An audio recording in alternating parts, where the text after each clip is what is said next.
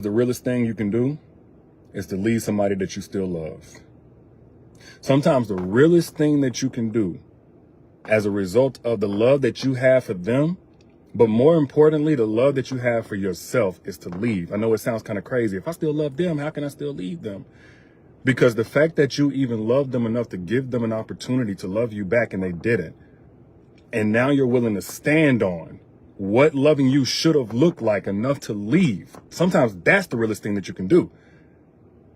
Because whenever you love them enough to give them the chance to love you correctly, and they did not, more than likely you stayed to try and resolve, you stayed and tried to fix, you stayed and tried to wait, you stayed and tried to give grace, you stayed and tried to give them another chance. And in that time, you got more and more deeply invested. And so at that point, the fact that you allowed them to not necessarily just play in your face, because maybe you didn't think they was going to do that, but you allowed them space to potentially get it together while you kept getting more deeply invested and deeply entrenched into the relationship. And now you're actually willing to leave everything that you invested into that person. That's one of the realest things that you can do, is to finally leave. You know, it's like if you see a red flag on day one and you say, I'm out the door, I'm not mad at you. I'm not saying that's not real at all, because honestly, you get to a point where you don't want to see how the movie play out if you already didn't see it in the preview. So I'm not mad at that. But I'm saying it's a lot harder. It takes so much more strength to leave once you've already allowed yourself to get so deeply invested into the relationship. You know, I hear people all the time talking about, oh, you single this, you single that. And I'll be like, look, a lot of y'all that ain't single, a lot of y'all, keep it real. A lot of the women that shame other women for being single, not having a man, are really in very unhealthy, unhappy relationships. And they're staying not because they're so real that they're willing to fight. They're staying because they're too weak to leave. I'm gonna keep it real. And I'm not mad at it, because honestly, everybody got their window of tolerance. Everybody got that point they get to when they know when enough is enough and they cannot take it anymore and they gotta go. But for the woman that's still in that situation, but you know that your mind is saying, I gotta go. He can't love me correctly. How do I find the strength to leave? That's what a woman asked me. Matter of fact, let me post the link now. After my last webinar, I talked about this. What your ex really thinks whenever he fumbles you. And she asked the question, because that's a free webinar, right? So it's a lot of people that watch it and all that. So I just put the ENCORE link up down in the comments. What your ex thinks after fumbling you. She said, D, how do I find the strength to leave? He ain't fumbled me yet because I ain't gone. How do I find the strength to leave? It's really two simple steps. Two simple steps. First thing is reinvest in the strength, because a lot of y'all talking about how do I find the strength, and I told her the exact same thing. You already found the strength. You're just using it wrong. You got the strength, right? It's right there in your hand, but you're using it to stay. You're using it to stay put. You're using it to try and outlove his ungratefulness, his unappreciation, his disrespect. You're using the strength to continue finding and cultivating and reaching for and grasping on to more ways to love this man out of his unlovingness towards you. So it's really a matter of reinvesting.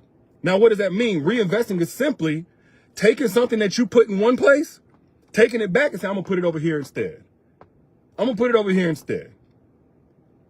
So you trying to, lift the couch, you know what I'm saying?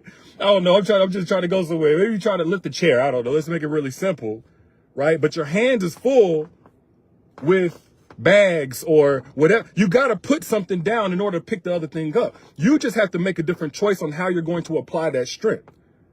So if you sitting there, right, I get it. The kids, the years invested, the love that I have was really a lot of times at that point attachment, because true love is reciprocated. If we're talking in a romantic context, we're not talking tit for tat. But what I'm saying is, if a person is pouring into your cup and you're pouring back into them, that's love. If a person is leaving your cup to run dry and you still pouring into them, that's not love. That's attachment. You're attached at that point. You're depleted. You're empty. You're running on fumes, and you still doing for them.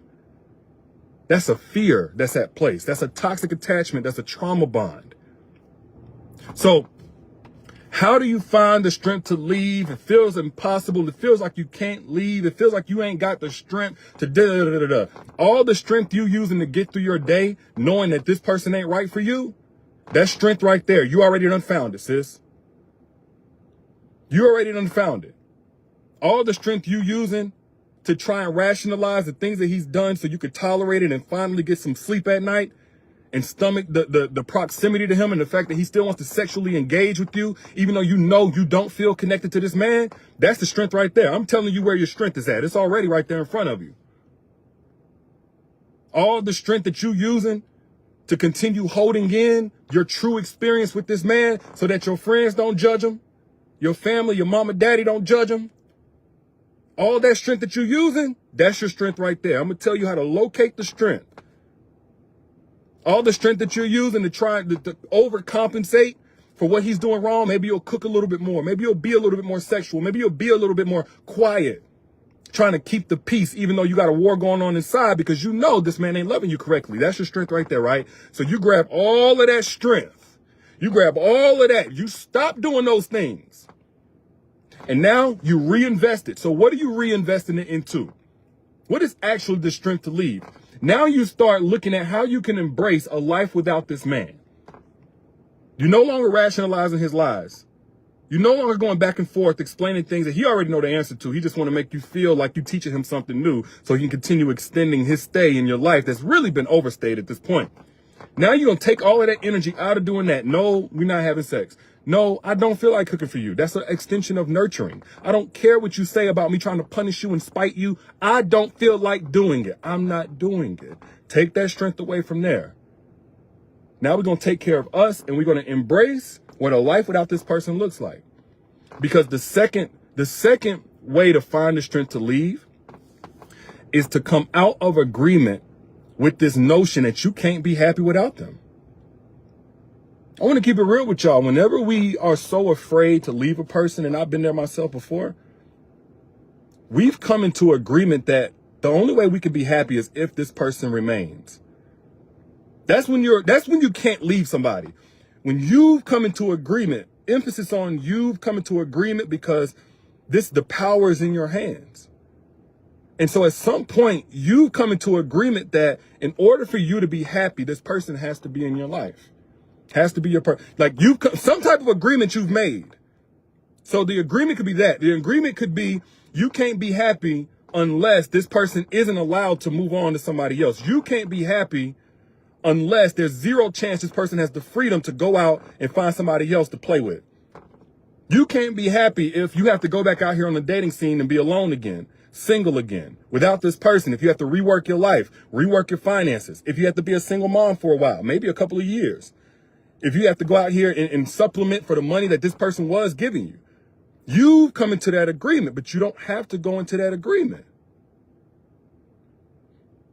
Cheryl says, you don't get to that point overnight. So what's the first indication? It seems as though I'm going to tell you the first indication. When you notice that man is not putting in the work you're putting in, and you've done everything, you've exhausted every communication style, every sentence structure, you've exhausted everything to give him all the equipment necessary to have full understanding of what his lack of effort is doing to you and the impact it's having on you, and he's done nothing, that's your first indication.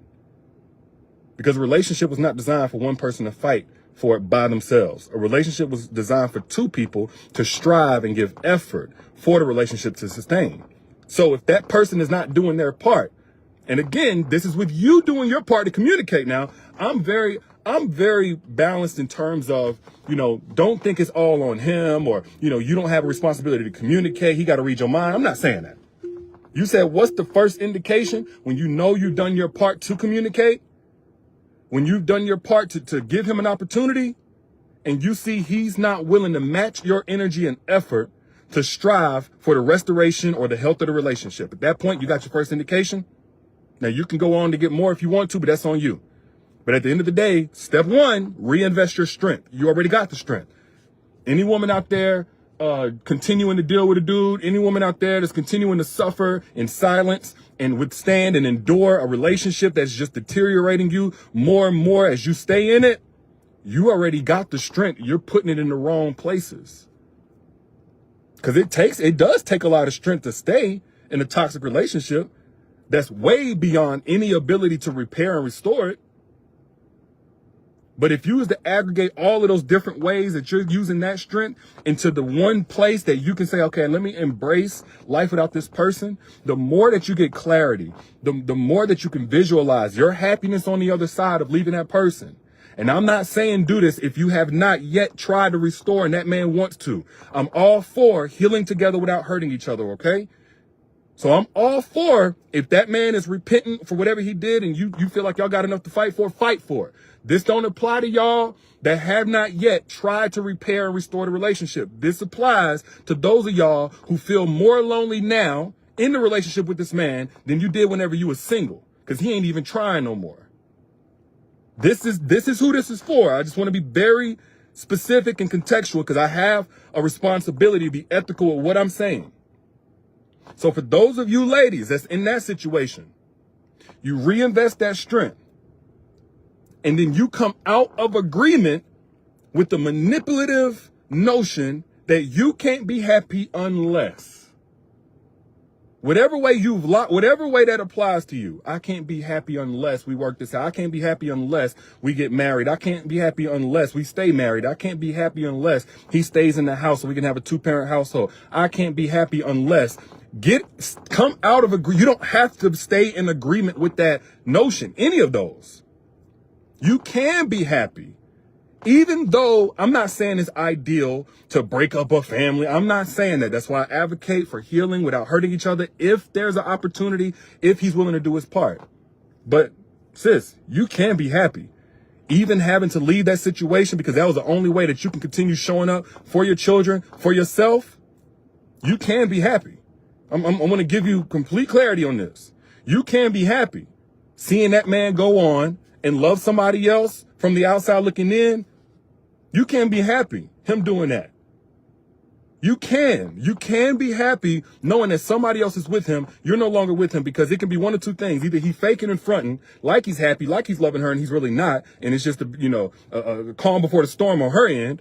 Or y'all simply are not best for each other and you were never going to bring out that version of him, but somebody else is going to bring out the best in you. And that's going to take all your attention. Once that person comes, once you position yourself, you're not going to even thinking about that man. If you got $10 million handed to you today, for those of y'all who may not be financially where you're at, if somebody said 10 million, straight cash, no taxes taken out, how much time do you spend being upset with your last employer that fired you? How much time do you think you're gonna be upset? They got new workers there now. They've hired new people at my old job that fired me. That fast food job that you had whenever you was a teenager. Are you gonna be upset that they're over there hiring new people and you just got $10 million? You looking at 8 figures in your bank account, liquid cash, no taxes taken out. No, you're not. That's the thing. I think a lot of y'all don't understand that.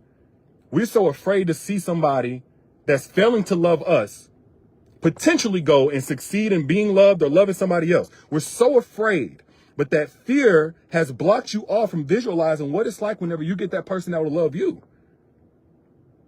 You're not thinking about the fast food job that's got somebody else hiring. Good for them. They sales may be up today. Good for them. They may be doing better, and Burger King may be killing it. Burger King may be thriving, living their best life. The burger's flying off the shelf. I do not care. If I just got a $10 million direct deposit into my bank account, I can care less. Peace, Burger King. I'm glad you fired me. Y'all got to let go of Burger King and get your $10 million direct deposit and invest that and flip that and create generational wealth. And if all your focus is now going there, now you're not in agreement with that you can't be happy without Burger King. Now all your energy, and this is kind of reinvesting the strength as well, but all your energy is strictly in agreement with how happy you're going to be as you continue to delve into this new chapter where you get your blessing and you get what God has for you. That makes sense. If I'm speaking facts, if you get what I'm saying, put facts down in the comments. I don't know if anybody's even understanding what I'm saying right now. Because for the sister that's looking for the strength to leave, and she said, I just can't. You can't, because you have not yet laid. You're trying to find the strength to leave while using up all your bandwidth, all your capacity to stay in this toxic situation. And then what's really locking you up from leaving is the agreement you come into with, I'm only going to be happy if I'm with this guy, he da-da-da-da, I don't have to face the heartbreak that it takes to really transition out of the relationship. I'm not going to have to face all of the stuff I have to figure out to get out of it. You've come into agreement with that. Now, boom, you out. You come into agreement with, there's a new chapter of my life. You just take some time to visualize that every day. You get around people, right? You get around friends. You get around other people who are finding happiness and they ain't in no relationship, or maybe they are, but you just start building the momentum into the chapter without that person in a way that gives you a chance to experience some of the happiness and fulfillment, just a fraction of it that you're going to continue to see if you invest there. That's your strength to leave. Now, with that being said, because I told her, now this is me. Also, I was telling her this as a supplement to what she had just learned in the masterclass, which was what your ex really thinks after fumbling you. Because what some people have is kind of a relapse. And they'll have those thoughts of like, man, maybe I moved on too soon. Maybe I gave up too quickly. Maybe I should have stayed. Maybe I was the problem. Now, if you missed the masterclass, what I'm saying is only one part of it. To find the strength to leave is one thing, but to find the strength to stay gone and keep that man out, even though your heart may still be hurting, even though he may be doing things to manipulate you back in, that's the other part. If you want to get access to the free masterclass where I break that down on what your ex really thinks after fumbling you, so you can navigate all of the manipulative things he might do to try and play on your mind and your heart, whatever soul tie might still be left, whatever trauma bond strands might still be there, click the link right here. This is going to be like your freedom papers. The masterclass, right? I'm pointing to the link down here in the comments. It's also in the caption whenever you back out. What your ex really thinks after fumbling you. So that once you get this person out of your life physically, you can detox spiritually. So no matter what he says or does, it doesn't pull you back in. It doesn't keep you locked in. It doesn't hem up your peace. Because that's what's really going to position you to receive the man God has for you. Yeah, the link is right here. It's a webinar. It's free, by the way. I'm not selling you this. This is free game for those of y'all who are willing to put in a couple of minutes, really, because I think it's a little bit less than an hour of me dropping straight gems. You think this is something that we're talking about now? Man, I went in on this master class. But moral of the story, when you're trying to find the strength to leave, I think you're not giving yourself enough credit for the strength you already have, the strength it took to open up to this man, the strength to continue trying to resolve conflict with somebody who wasn't putting in the energy to resolve conflict with you. You're not giving yourself enough credit, sis. Acknowledge that you already have the strength. Now it's time to redirect it. And it may take you encountering some upfront discomfort. I'm not saying it's going to be just so easy peasy. However, everything worth having comes with a season of discomfort as you suffer the withdrawals from what you got used to. The mediocrity, the bare minimum, the disrespect, that became a comfort zone. So leaving that comfort zone is going to come with some withdrawals. As you get clean, as you get free, so you can receive your $10 million deposit. So many of y'all got a $10 million deposit God got waiting on you. But boy, you will not let Burger King fire you. You just so concerned that a new cashier getting ready to come in and get your minimum wage. Oh my God. I want better for you, sis. And you can have better, but in order to receive something different, you got to be willing to do something different. It's time. Some of y'all listening to this right now, you know it's time. Like you heard me talking and it hit something. That means it's you. It's time. It's time. But those are just my thoughts. I'm your big brother. I'm looking out for you best I know how. And I do this for free because I want as many people to have access to this as possible. I ain't in this for money. Keep your money. But if you can, pay it forward to somebody else who may need this message the same way that you needed it. By hitting that share button. That puts it on your page so friends and family can get blessed by this the same way that you got blessed. And also, if you want access to the masterclass, which kind of completes this message, about an hour, a little bit less, I drop gems on how to know, how to decode what your ex is doing and saying after he fumbles you. So you can really know what's really going on in his head. And therefore stay free from all of the manipulative messages of maybe I was the problem. Maybe I should give him another chance. That link is right here down in the comments. Also,